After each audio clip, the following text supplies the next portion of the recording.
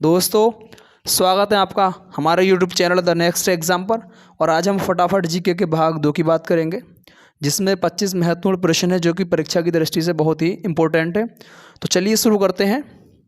26वां प्रश्न है, mount Everest पर 2 बार चढ़ने वाली पहली महिला कौन थी? माउंट एवरेस्ट पर 2 बार चढ़ने वाली पहली महिला कौन थी? तो माउंट एवरेस्ट पर जो 2 बार चढ़ने वाली महिला थी वह थी संतोष यादव। कौन? संतोष यादव। 27वां प्रश्न है, ब्रह्म समाज की स्थापना किसके द्वारा की गई? ब्रह्म समाज की स्थापना किसके द्वारा की गई? तो ब्रह्म समाज की जो स्थापना की गई थी वह राजा राम मोहन राय के द्वारा की गई थी। ठीक है। 28वां प्रश्न है, स्वामी दयानंद सरस्वती का मूल नाम क्या था? स्वामी दयानंद सरस्वती का मूल नाम क्या था? तो स्वामी दयानंद सरस्वती का मूल नाम था मूल शंकर। क्या था? मूल शंकर। 29वां प्रश्न है, वेदों की ओर लौटो का नारा किसने दिया?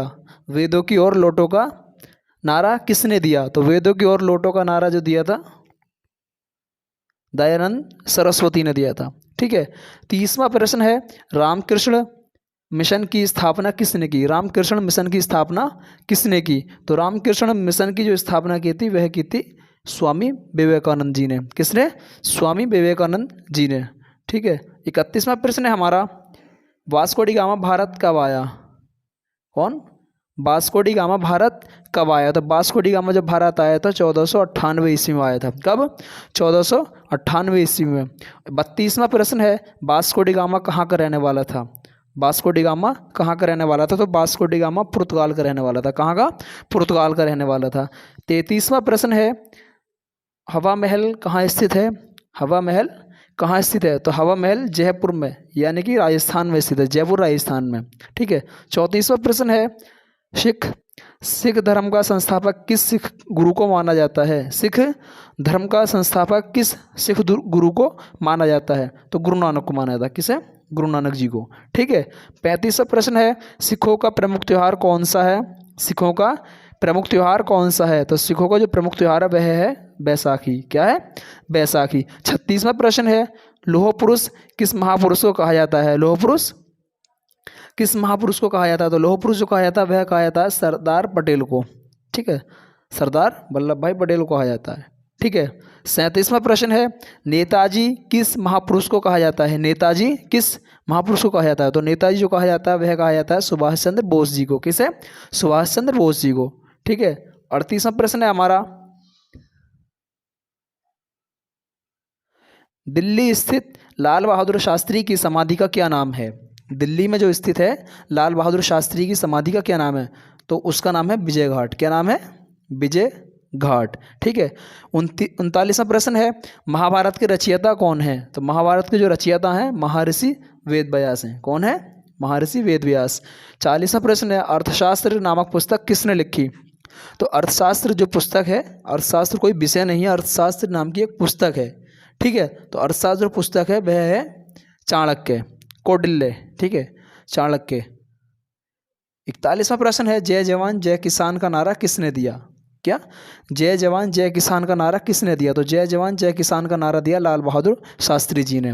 42वां प्रश्न है, संविधान सभा का स्थायी अध्यक्ष कौन था?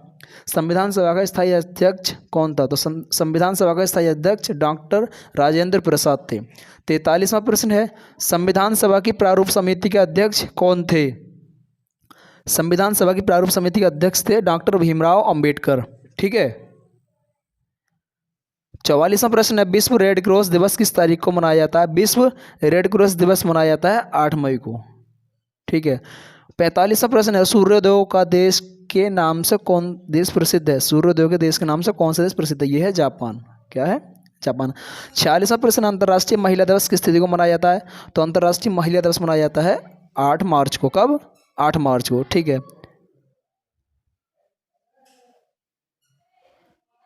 47वां प्रश्न है, देश क्षेत्रफल की दृष्टि से भारत में सबसे छोटा राज्य कौन सा है? क्षेत्रफल की दृष्टि से भारत में सबसे छोटा राज्य है गोवा। क्या है? गोवा। 48वां है ओणम किस राज्य का प्रसिद्ध त्यौहार है। ओणम किस राज्य का प्रसिद्ध त्यौहार है, तो ओणम है केरल राज्य का प्रसिद्ध त्यौहार। किसका, केरल राज्य का। 49वां प्रश्न है दिल्ली भारत की राजधानी कब बनी। दिल्ली भारत की राजधानी कब बनी, तो दिल्ली भारत की राजधानी बनी 1911 में। ठीक है। 50वां प्रश्न है सबसे चमकीला ग्रह कौन सा है। सबसे चमकीला ग्रह कौन सा है, तो जो सबसे चमकीला ग्रह वह है शुक्र ग्रह। कौन सा ग्रह, शुक्र ग्रह सबसे चमकीला है।